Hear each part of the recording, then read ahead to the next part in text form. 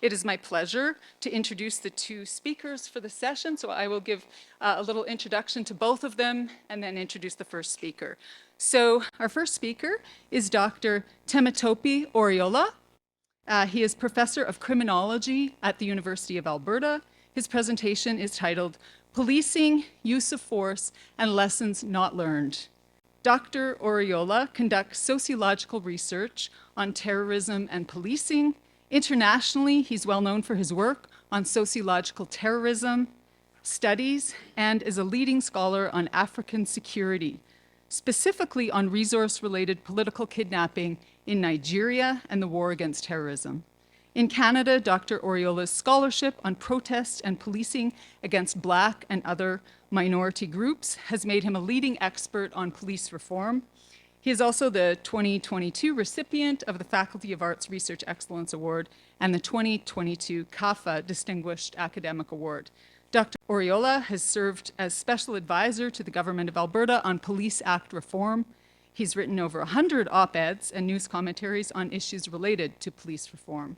Additionally, he's joint editor-in-chief in the international journal African Security, past president of the Canadian Association of African Studies, president-elect of the Canadian Sociological Association, serves on the board of directors of the Federation of Humanities and Social Sciences, and is chair of the U of A's press committee. In 2022, Dr. Oriola received 2 major research grants to support his very important work.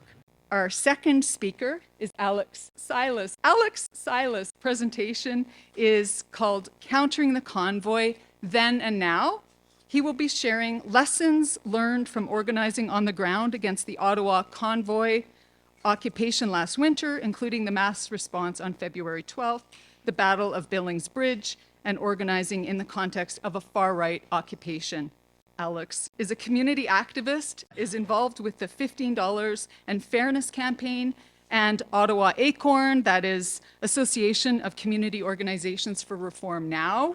He comes from a long, I'm sure, proud family history of labor activism.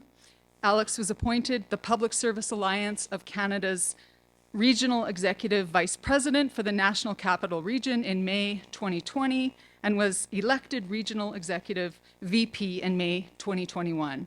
He first became a member of Public Service Alliance of Canada, PSAC, in 2010 when he was hired at the Bank of Canada as a security officer and then became a shop steward for directly chartered Local 71250. He has served on various regional committees, such as the Young Workers Committee as secretary, the directly chartered local committee as secretary-treasurer, and was elected as member-at-large in 2018 for the National Capital Region. Born in Moncton, New Brunswick, Alex has lived in Ottawa since 2003. He attended La Cité Collégiale for the Police Foundation's program. He is the first member of a directly chartered local to serve on the National Board of Directors in PSAC's history. So I'm going to turn it over to Dr. Oriola. Please join me in welcoming our speakers. On the 14th of October 2007, Polish immigrant Robert Zakanski arrived at the Vancouver International Airport. Zakanski was delayed in a holding area within the airport and became agitated and began to throw objects.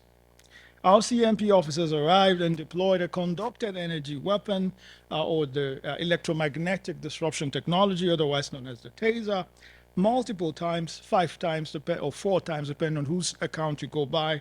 Robert Zakanski died on the floor of the Vancouver airport. This was a watershed moment in the history of the use of the so-called less lethal technologies in Canada. The device that was used on Zakanski was part of a constellation of devices that were considered less lethal devices intended to provide more options for police services and reduce civilian casualties. The specific device that was used on Zakanski actually emits about 50,000 volts of electricity per use.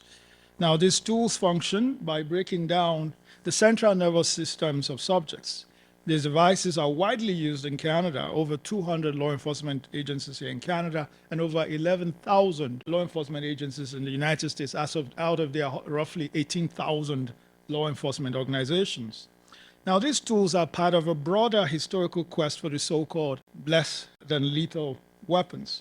This quest is believed to have begun in the 1920s and has led to a proliferation of various appurtenances of policing. Many of you would be familiar with some of these devices. The conducted energy weapon or electromagnetic disruption technology was initially marketed as non-lethal technology. As it became increasingly clear that the tools were not non-deadly, the terminology changed from non-lethal to less lethal and subsequently less than lethal. There are reports indicating very clearly that the tools should not be misconstrued as non-deadly. My research team and I, comprising Charles Adeyanju from the University of Prince Edward Island and Nicole Neverson from what was then known as Ryerson University, obtained SHRC funding to investigate the social consequences of conducted energy weapons use in Canada. This included the marketing of these tools, their adoption and legitimization, and how they became part of the repertoire of policing in Canada. We also adopt a dramaturgical approach. Peter Manning, for example, states, I'm quoting now, "It seemed that policing was a masterful costume drama, a presentation of ordering and mannered civility that was also dirty work," unquote.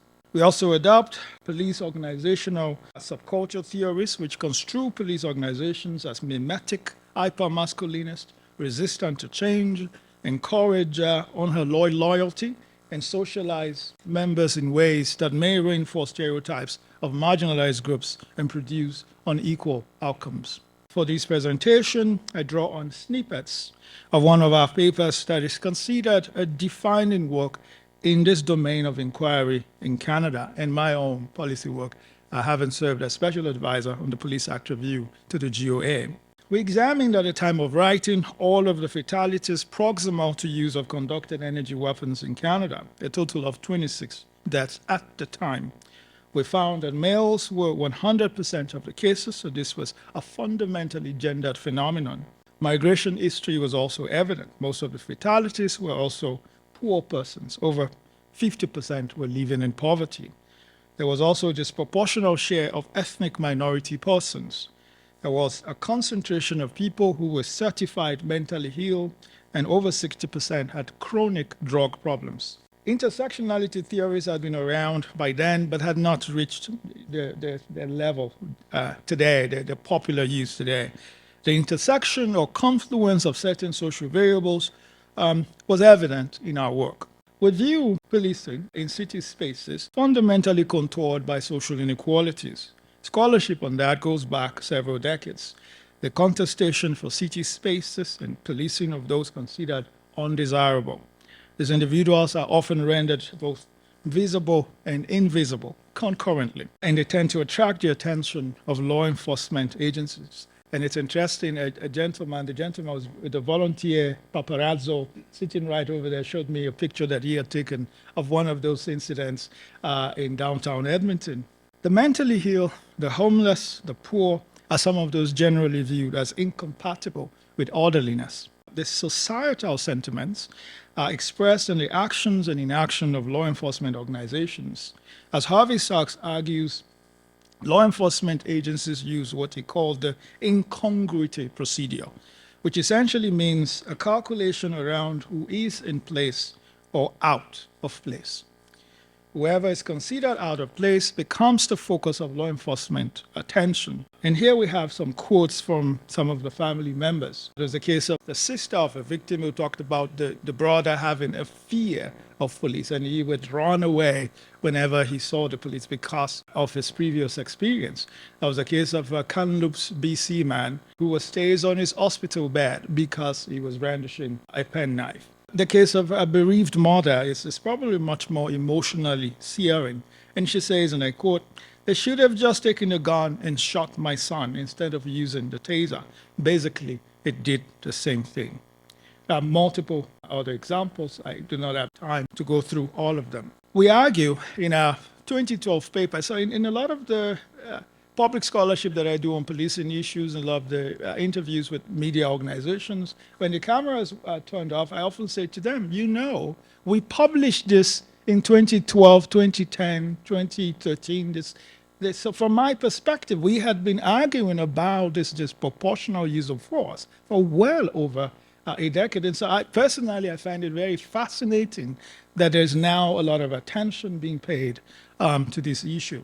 So we argue that the Robert Zikansky case was a media event in terms of the attention it garnered and the articulation and re-articulation of victimhood and villainhood. The police, who were generally accustomed to being the drivers of the narrative, were no longer the epicenter of the narrative.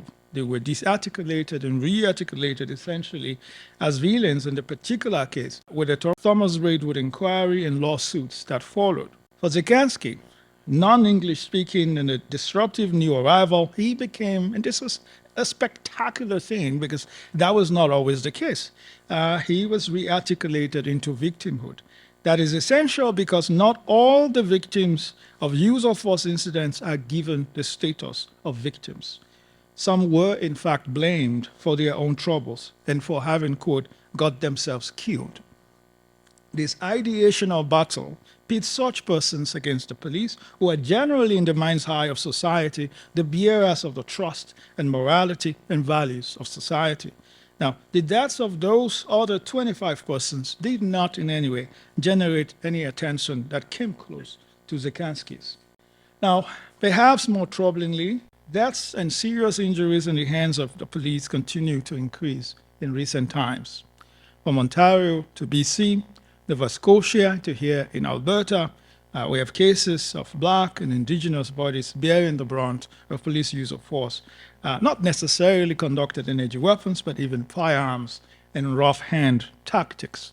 The deadly use of force database maintained by the CBC, many of you may have heard of this, indicates that a disproportional number of such persons that are affected are Indigenous and or Black persons. Roughly 70 such persons in officer-involved shootings in any given year across Canada.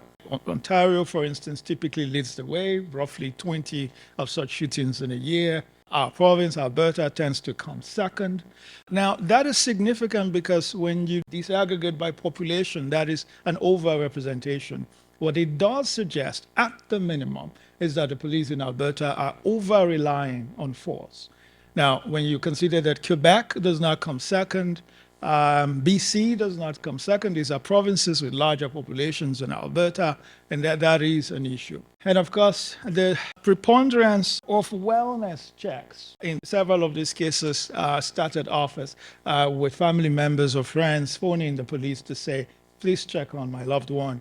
We're wondering what's happening with them. That tends, in some cases, not all by any means, but in some cases, to lead to very tragic situations. Now, again, it's gendered. Most of these victims tend to be men. I encourage you to check out that database. It's a publicly available database. I'll quickly go through this and just to point out that in a lot of cases, a lot of these shootings take place in civilian homes. So 37.7%, that is concerning. That a significant part of this shootings occur in private residences, not during some brawl or some shootout with the police. These are sometimes, or oftentimes, this is clear, nearly 40% of the time in civilian residences, and that is concerning. And what it means with respect to our province, Alberta, is that ASERT, the Alberta Serious Incident Response Team, is the second busiest entity of its kind in Canada, second only to Ontario's Serious Incident Unit, the SIU. And I'll quickly move to what I consider very fundamental. It is crucial to make a point around the construction of policing as this uber-archetypal example of a lethal occupation. We argue in our publications and in my own advocacy and public scholarship that while policing is a risky occupation, it is not, in fact, one of the world's riskiest or most dangerous occupations. Consequently, the narrative around the danger and the risk in relation to policing has to be carefully calibrated so that it does not continue to be used as an excuse to shoot first and ask questions later. This slide and the next one speak to that reality. Policing is not amongst the top 10 most dangerous occupations anywhere in the world where there's reliable data. If you have ever taken a taxi anywhere in Canada or the United States, that taxi driver is at a far greater risk of serious injury or death on the job than the average police officer. That's not my personal opinion. That is empirical fact. Taxi drivers, truck drivers rank number 6 on that list of the top 10 most dangerous occupations. I won't overflog the others, but I'll point out that logging workers have the most dangerous occupation. Again, if we define dangerousness as the potential for serious injury or death on the job, logging workers are number 1.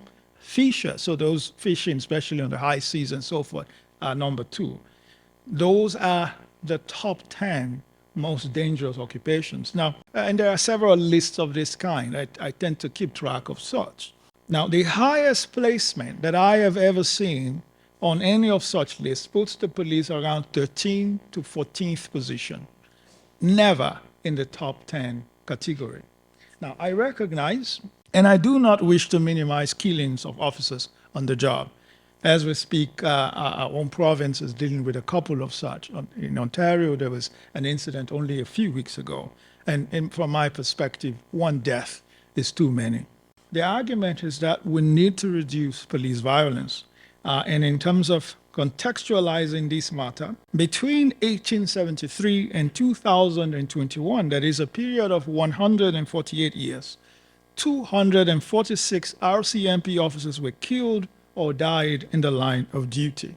That number includes those who drowned and the officers who died in car accidents doing chases with suspects on the job. Now, and you calculate that that is approximately 1.66 officers per year nationally among RCMP officers. If you go on the RCMP website, there is a column that's titled The Honor Roll. These data are publicly available as well. Now, I'd like to speak briefly about the Freedom Convoy, and I'm looking forward to my colleagues' comments on this. One of the works I've come across comes from Sopo, and he argues that the Freedom Convoy was, quote, upon examination, a grab bag of far-right extremists, anarchists, and Donald Trump acolytes.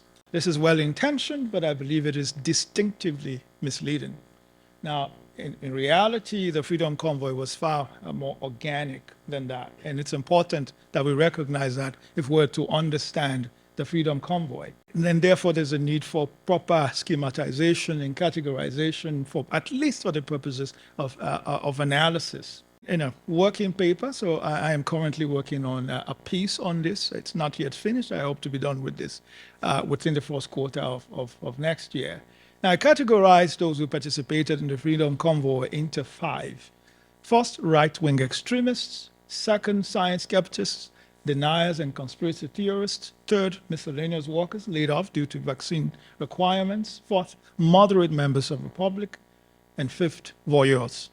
None of this is mutually exclusive. It's a fairly slippery categorization. I recognize that. For example, a science skeptic may well be a right-wing extremist, but it's important to understand that not all science skeptics or deniers are right-wing extremists. So again, this is only useful for analysis. Now, the other part of it is there's a need to recognize that there were folks who participated in the convoy as just regular members of the public who were curious as to what was happening.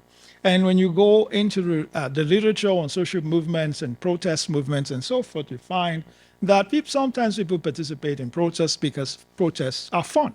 People want to be part of something, and they, out of just curiosity and the need to be entertained, they may take part in those. And it's important that we recognize the various categories of individuals who took part. What I've called in a piece that I published with The Conversation a few months ago, just around the time that Freedom Convoy happened, within I think a couple of weeks of the convoy, what I've called a superficial law enforcement paralysis. Part of what led to that paralysis, a number of variables. First, the presence of right-wing extremists and sympathizers in law enforcement. That's not to say that they were all right-wingers and all of that, but the reality, again, research on who joins the police, that research just show that policing and law enforcement generally tend to attract the more right-leaning people. Again, ideologically, that's not to say they're all right-wing people. That's not to say we're talking about neo-Nazis, skinheads, and so forth. But in terms of ideological presuppositions or proclivities, these are individuals who tend to be towards the right-leaning side of the political spectrum.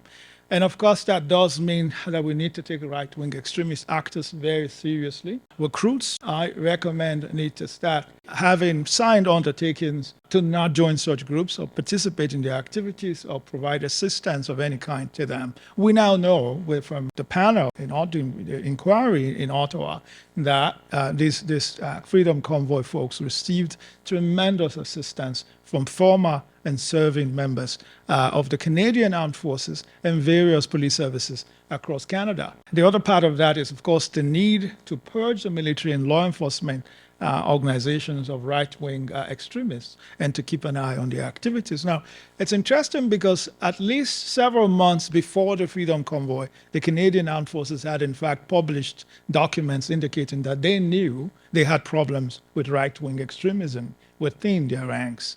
Again, that is absolutely crucial to put an eye on. As I conclude, I'd like to bring this back to the issue of reform, police reform. In my recommendations to the government of Alberta, I have recommended, first of all, a police college model. Think of the Law Society of Alberta or the College of Physicians and Surgeons of Alberta. As we speak, any one of us can go on the website of any of these two organizations and look at what lawyer has been investigated and for what physician has been investigated, what facility they are working on, what exactly they've done, and if the case has been adjudicated, what the punishment was.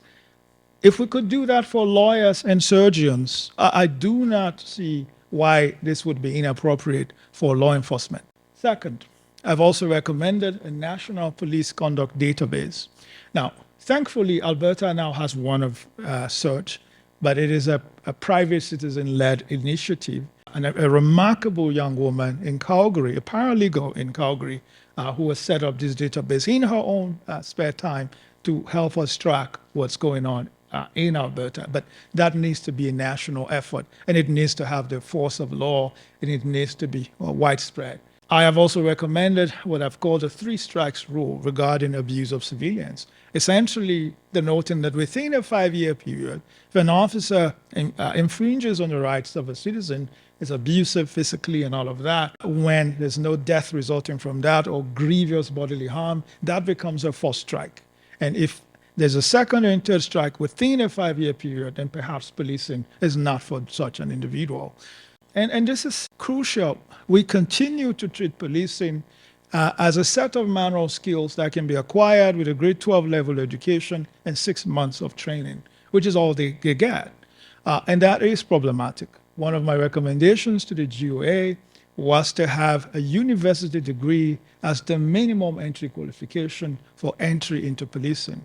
Now, but don't take my word for it. Retired Supreme Court Justice Frank Iacobucci made a similar recommendation to the Toronto Police Service in 2014 in his report on policing in mental health crisis. And in fact, Iacobucci went as far as recommending specific disciplines, including nursing and social work. So this could be by way of establishing police colleges that would offer 3-4-year degrees and or simply having civilian degree holders or degrees from civilian universities being brought in to police services with an eye for specific disciplines that emphasize empathy and deal with the vagaries and vicissitudes of 21st century life. I have also recommended a single independent civilian-led entity for this province. In other words, all of the fragmented Edmonton Police Commission, Lethbridge Police Commission, Calgary Police Commission, ACERT, and so forth would all be collapsed into a single entity. And my recommendations go into great detail about what that would look like. And one of the recommendations is that nobody who has served in the police service or in the armed forces can be part of that. They cannot be hired by that. That's the standard. That's the threshold among our peer countries. I've also recommended 50% share of police service be female. Each of the points noted above is backed by decades of socio-scientific evidence. I'm happy to speak to them during the Q&A. In the case of having more female officers, for example, we know from available evidence that female officers tend to rely less on force. They tend to not use excessive force, and they tend not to be represented in the ranks of officers who are involved in grievous bodily injuries or harm to civilians. You may find a few, but it's very, very small. In fact, the two major characteristics of officers who have been involved in deaths or shootings of civilians is that A, they tend to be officers without university degrees, and B, males. Those are the two main characteristics of such officers. And lastly, a diverse pool of sworn officers is crucial. So not just the rank and file, but even at the highest level, so that discussions regarding policies and decisions become more robust and evidence-based. And on that note, I'd like to thank you for listening.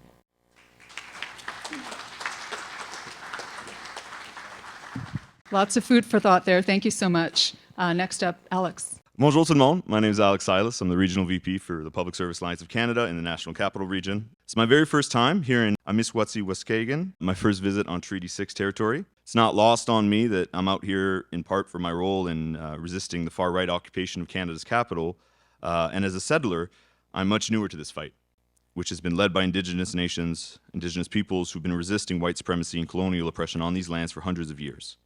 As someone from the labor movement, our movement, and the progressive movement as a whole, we must commit ourselves to advancing that fight against the ongoing colonial oppression on these lands by committing ourselves to real reconciliation with Indigenous people, decolonizing our structures, dismantling systemic racism and oppression as it exists in our society, but also as it exists in our own structures. Originally, I'm from New Brunswick. My family settled on Maliset and Mi'kmaq land. So I guess to you folks, that makes me an Easterner. The reason I bring up being from New Brunswick is that I've noticed that when the convoy is discussed, a lot of the times the focus seems to shift on the west of the country. And while the western provinces sure did send us their share of trucks in Ottawa, I also saw a lot of New Brunswick, Nova Scotia, and Quebec flags during the convoy. And a lot of convoy supporters were already in Ontario. A lot of them were just around the city of Ottawa and the Ottawa Valley. I think folks from rural communities across the country share an anxiety and frustration with being let down by governments and feeling forgotten and unheard. I'm going to touch on this a bit more later, but I feel it's important to keep in mind now that we're out of the occupation crisis, assessing the impacts, how to better prepare next time, and given a moment to reflect and analyze and start thinking about a path forward that bridges the gap, heals the divides, brings us together, we have to keep in mind that the anxieties that led to the convoy were for the most part legitimate. The pandemic exposed real inequities in our society and gaps in our social safety net. These feelings were distorted, which led to normal people being radicalized in a movement of far-right extremism. So I'm here to share with you some perspective that I've gained and some lessons learned from organizing on the ground during the convoy occupation in Ottawa, which lasted roughly a month from January to February earlier this year. First, before we talk about the 2022 convoy, I want to talk about what could be argued as the convoy's previous iteration in 2019, United We Roll. A Briar Patch article called The Oil Industry's Frankenstein by Simon Inuk goes into the origins of this movement. And while I'm going to assume that there's some folks here who may already be familiar with the concept of Western alienation and petropopulism, I want to highlight a few key points.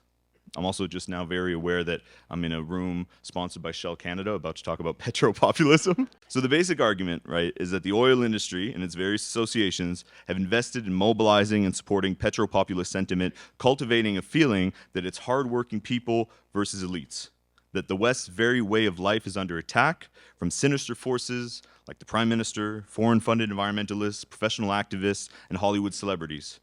And there's a conspiracy to betray the West by outside forces. And while there's nothing new about this sentiment, it was the industry group's support and resources that shifted the terrain and laid some of the groundwork that led to the 2022 convoy.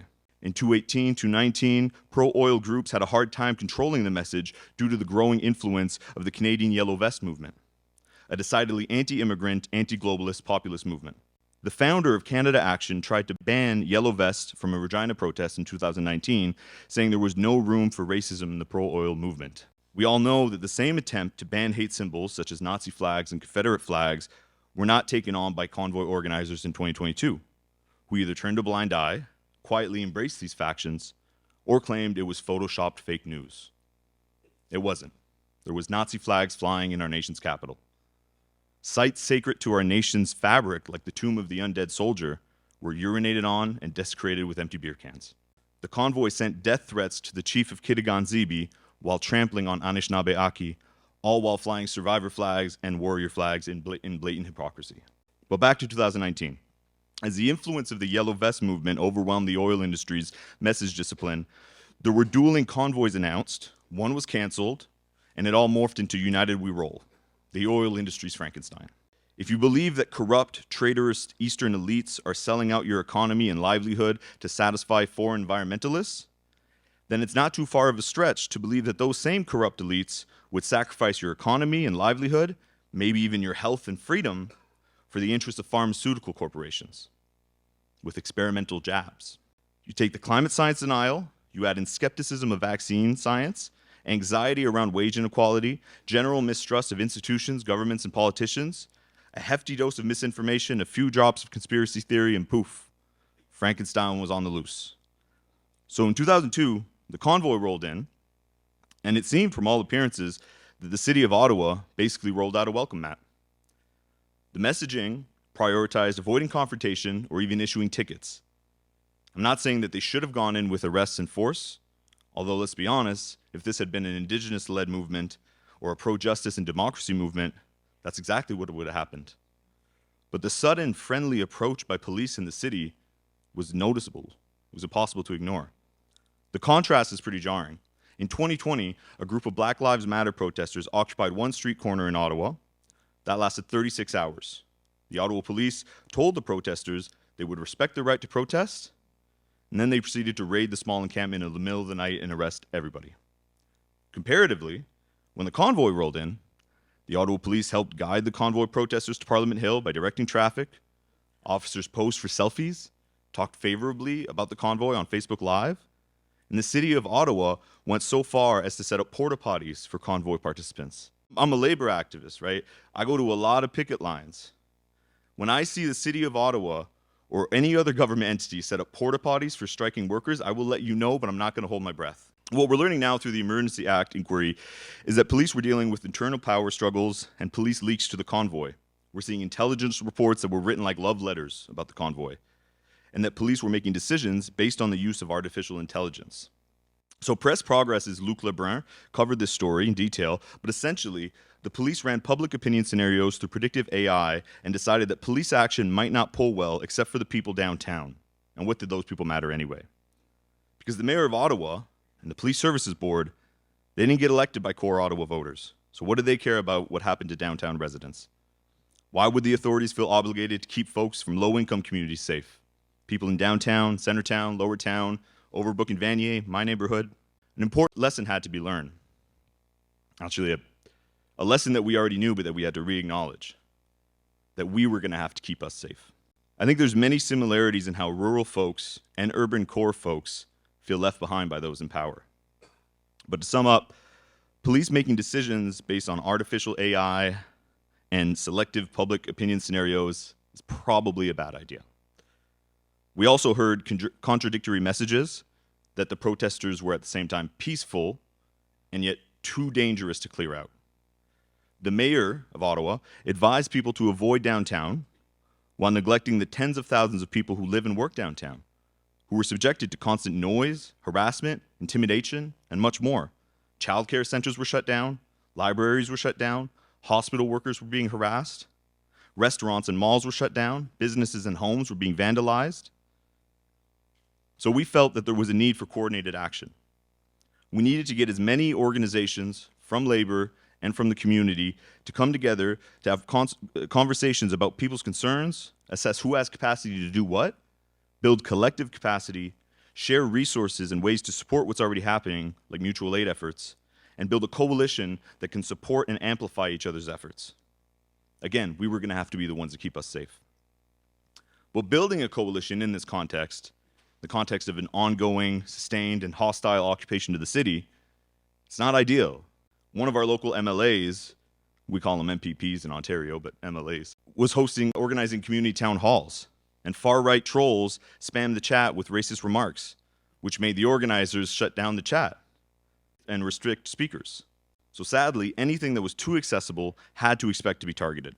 Another thing to keep in mind is that Ottawa's progressive community hadn't really had an opportunity to do citywide organizing in some time. There was a lack of that pre-existing coalition across labor and community, so we had to build it. Which brings me to the story of how we went about building a coalition that became known as Community Solidarity Ottawa. We started by building trust, understanding that this kind of coalition could only be built at the speed of trust. But what we came to learn is that trust can move pretty fast in the right conditions. We started by hosting organizing calls where ideas could be shared and consensus could be reached on next steps. Nobody was forced to sign on to any decisions. Ideas were shared in an open space and folks signed on to the ideas they wanted to help with. In the coalition meetings, we heard a lot about amazing mutual aid projects to provide support to people affected by the convoy, safe walks, fundraisers, grocery and supply runs. In addition to organizing direct and immediate support, we eventually came to a consensus that we should plan a march. People were frustrated, anxious, tired, and we were seeing more and more sporadic acts of resistance, like lone people standing in the middle of the street blocking a truck, which is inspiring, that level of citizen action. But I think we felt a sense of responsibility in our community to engage our organizing experience, our capacity, our resources, especially from labor, to plan a march that would be safe, peaceful, well-organized, well-executed, with a message of solidarity for our community. So with just around 72 hours to do it, we got organizing. In the context of organizing a march in a city that was currently being occupied by a group that had been harassing and terrorizing folks, keeping participants safe was the guiding principle to every decision we made. We organized a team of trusted marshals with de-escalation experience that numbered around 50. We had routes, backup routes, communication systems between marshals, and emergency protocols if things went sideways during the march. We also wanted to show the community that we were different from the convoy. We were there in solidarity with them, not to make their lives more stressful than they already had been. So we set out with a positive message calling for real solutions to address the gaps laid bare by the pandemic. That's also why you see so much pink. We went with pink as a color, since it'd be positive. As far as messaging went, we debated it and ended up avoiding messaging that had to do with reiterating what the government was already saying, get your vaccines, wear your masks, because yes, that's important, but it lets government off the hook a little bit. There's more to public health than individual responsibility. And we wanted to amplify broader solutions to people's anxieties and fears, things like 14 paid sick days for all workers, a livable minimum wage of $20 an hour, strengthening healthcare and public services, ending the crisis in long-term care, and calling for immediate support for the workers impacted by the convoy. One of the things that was really clear about the convoy is that they mobilized people's anxieties and frustrations around the pandemic, but with antisocial demands, like ending mass mandates and restrictions to keep people safe. I also want to underline the eugenics element to that the choice of wearing a mask or not is somehow more important than limiting the ability for immunocompromised people to safely navigate the world. That people who have underlying health conditions don't matter. That an individual choice to mask or not mask is more important. And that should be disturbing to a lot of us. But a challenge for those of us who believe in progressive values, the left, if you will, is whether we did enough to put forward a visible, energetic, and accessible fight to the ways the pandemic was mishandled. People were banging on pots and pans on their balconies for frontline workers, but we weren't in the streets demanding paid sick days and raising the minimum wage for frontline workers. We called them heroes. Their employers called them heroes. But how hard did we fight for them to be valued as such by employers and governments? We got caught in a trap of not wanting to defy public health orders while also wanting to call for solutions to the pandemic. So that led to a lot of our conversations happening already in our existing networks, and it rarely reached beyond our bubbles. I mean, I phone zapped the hell out of my MP and my MLA. I'm sure a lot of folks in this room did too. I attended virtual town halls galore, but we were timid about taking to the streets. And in that void, the far right was able to fill the gaps with false solutions to people's anxieties. So after weeks and weeks of the convoy, the incessant noise and harassment, there was a strong appetite for a counter-demonstration, and we held our march on Saturday, February 12th on a cold and snowy day. That's the picture that you see there. It was a beautiful day. We marched, lifted our voices, played music, took to the streets in the thousands, and in that moment, lifted a lot of the fear that had gripped the city. It was an uplifting and empowering day. We marched down the street chanting, "What's the one thing that's stronger than hate?" Who's got it? Love, yes. So I'm more used to doing speeches at rallies and stuff, so if you'll indulge me, what's the one thing that's stronger than hate? Yes, thank you. But it's a powerful thing. Labor and community forming coalitions based in love, in solidarity, to fight for people and for progress. After that day was done, after all the marathon of organizing that we did, a 72-hour organizing sprint, all the organizers sighed a collective sigh of relief, and we all look forward to finally having a day off on Sunday, or so we thought. Which brings me to February 13th, what is now being called the Battle of Billings Bridge. I woke up that morning to a text saying, "Go to the corner of Bank and Riverside." Okay. When I arrived, there were about 40 people there, blocking a caravan of about 30 cars and trucks. This hadn't been organized by our coalition, so all the planning that we had put into the march wasn't present there, but a lot of our folks did go down to support. And as word spread on social media, more and more people joined throughout the day. From what I understand, the plan for the blockade actually started in a neighborhood dog walking group chat. So who knows, maybe those folks were inspired by the cyclist blockade here in Edmonton. By the early afternoon, the atmosphere was mostly festive. It was a block party vibe. We set up a sound system. We had coffee, muffins, hand warmers. We ordered pizzas. There's music. There was a lot of excitement in the air and a feeling of, look at what we did. We're holding this space. We are stopping the convoy. There was a sense of defiance that reverberated through the crowd. It was a powerful feeling. But as the day went on, as frustrations grew, as numbers grew, and as the day started turning into night, the mood and the atmosphere began to change, and de-escalation became a priority to ensure everyone's safety. The festive atmosphere began to subside right around the time that we were joking about bringing in our own hot tub and bounce castle and barbecue. Around that time, we noticed a change in the crowd, in the reactions from convoy participants in their vehicles, and in the response from police. Our crowd had grown from 40 to over 100 to over 1,000. No longer just folks from the neighborhood.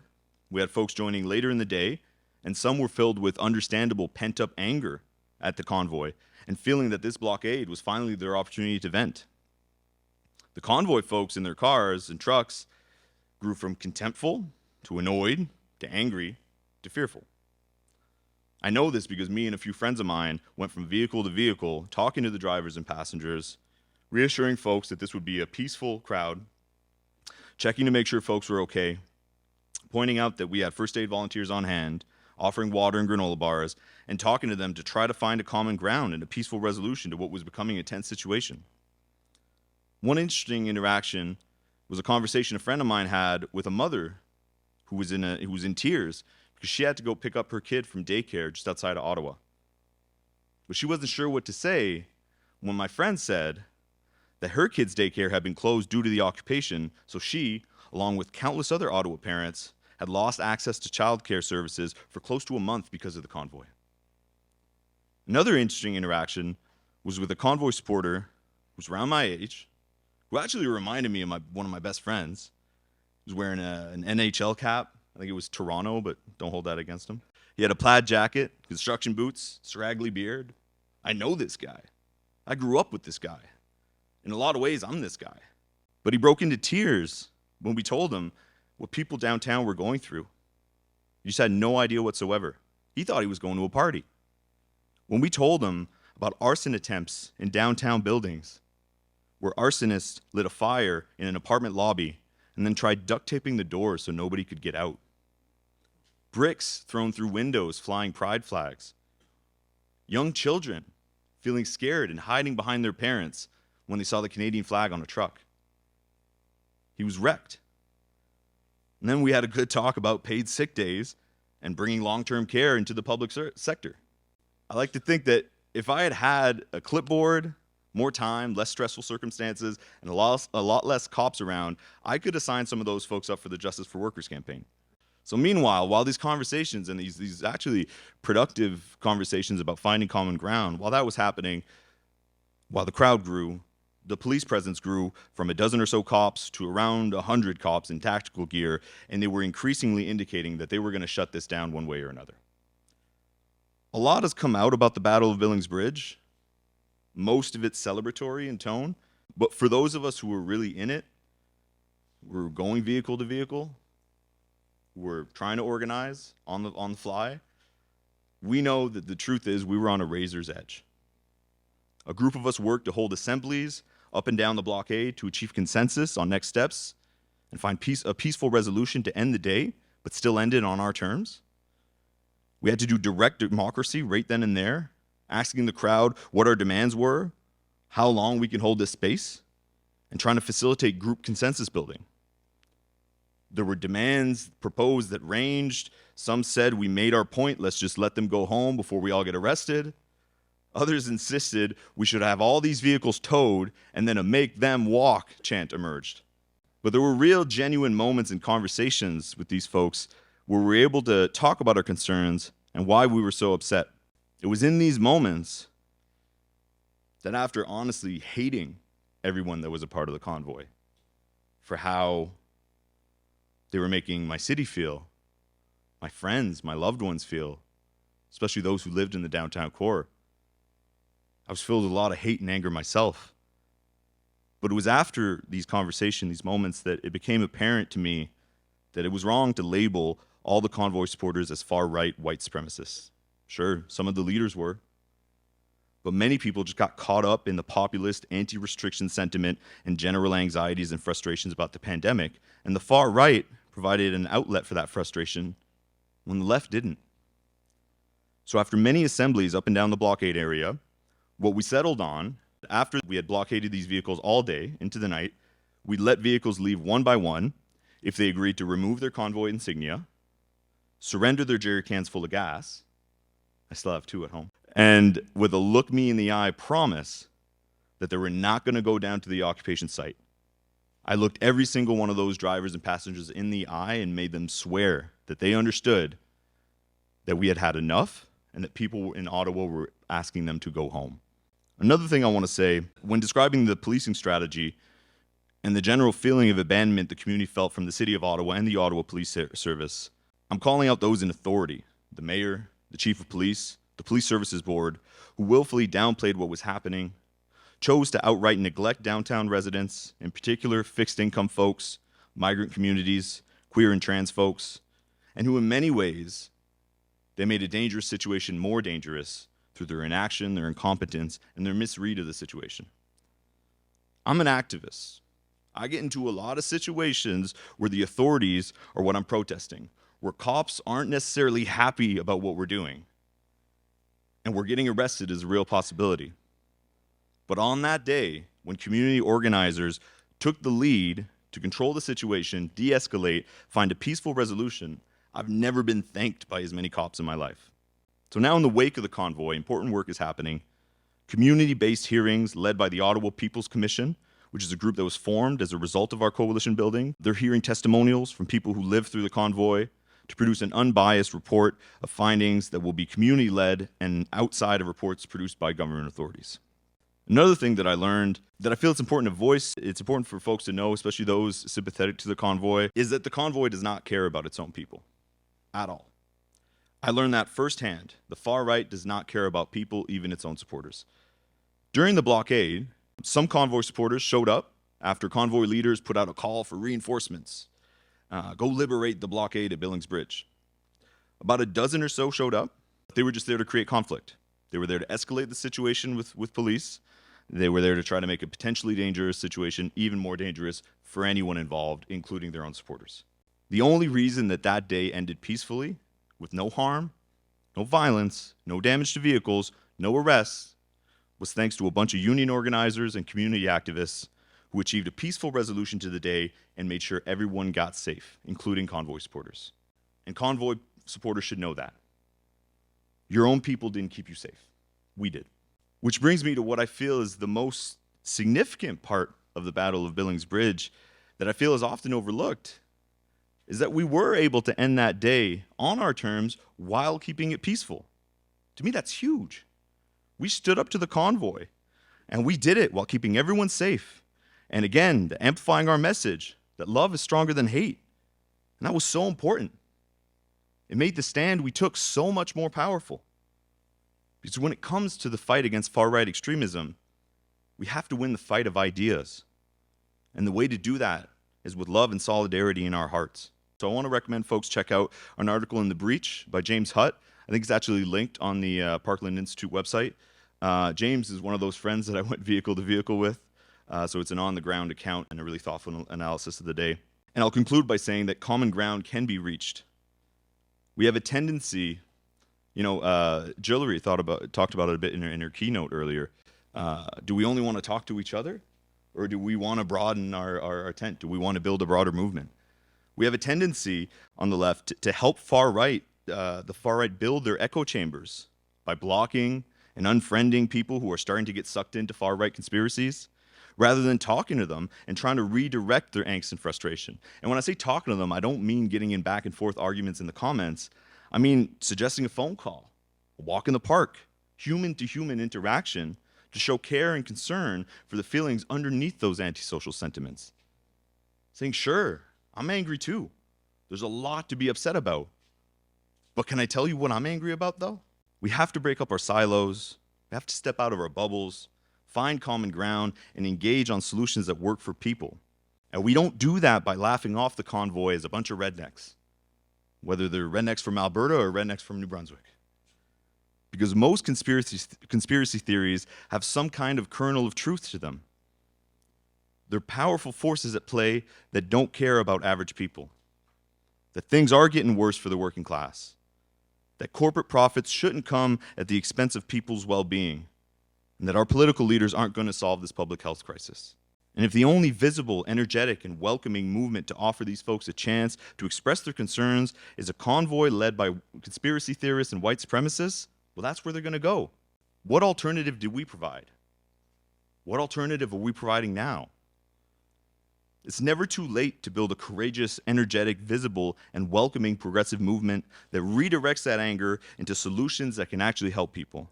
Unless we want to keep watching the far right channel working class anger towards supporting further far right governments and ideals, we need to find a way to interrupt this cycle, put forward bold solutions for big problems, and we have to step out of our bubbles to do it. Along the way, we may find out that we have more in common than not. I want to thank all the brave organizers I got to work with throughout the occupation to support our community. A lot of folks are in this picture. A lot of folks are further back in the march. To amplify positive solutions, to keep people safe. You get a lot of credit when you're the guy in the front with the megaphone, but the truth is so many people work tirelessly to achieve what we achieved, and I'm eternally grateful to have been part of helping our city navigate our way through the convoy occupation. Solidarité tout le monde. Merci beaucoup. Thank you. Merci.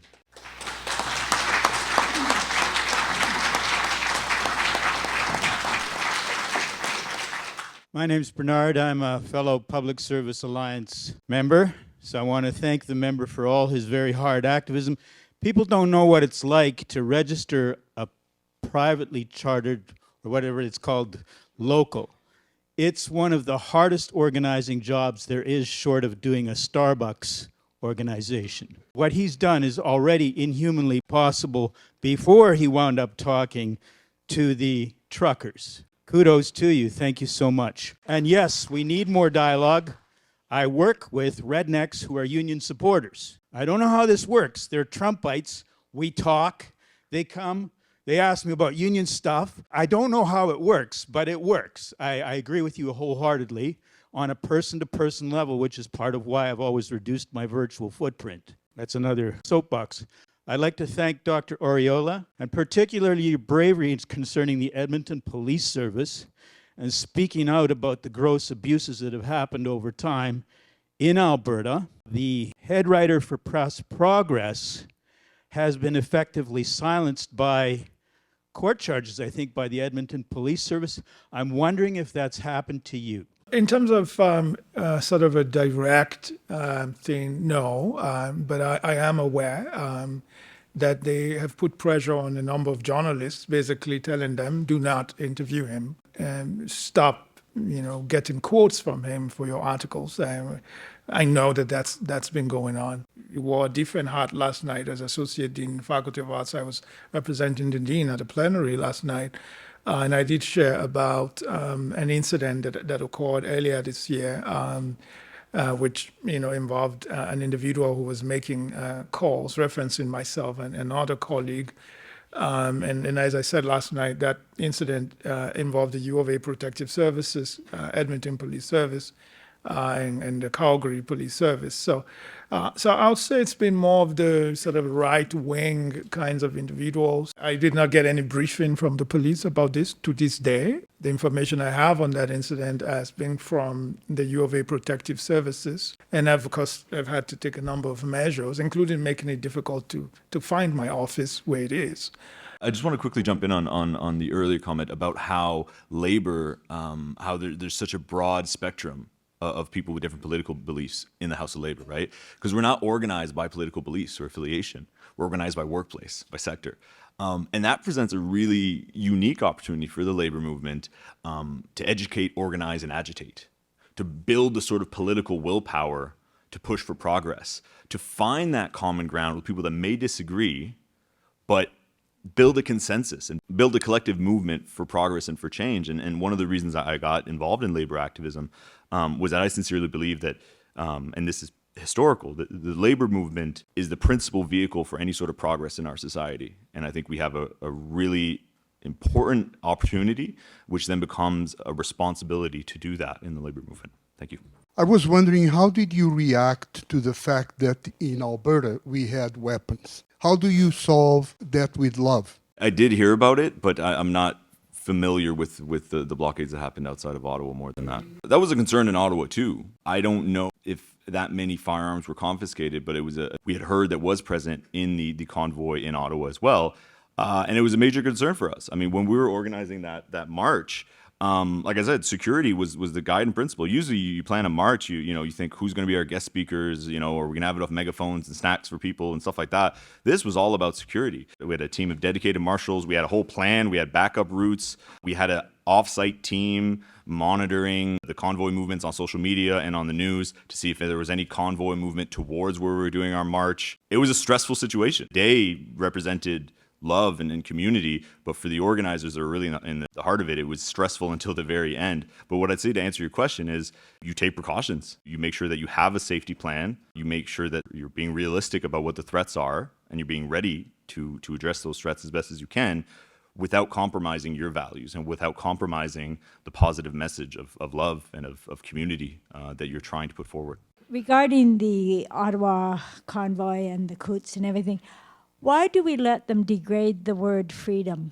Why did the medium keep calling it the Freedom Convoy? Just because they named it the Freedom, they were robbing a lot of people of freedoms. People that had autoimmune diseases that needed the public health restrictions, people that had chronic illness, the citizens of Ottawa, the people that needed things from Coots. Why did the media keep calling them the Freedom Convoy? Why didn't they always make an explanation that this was not a freedom convoy?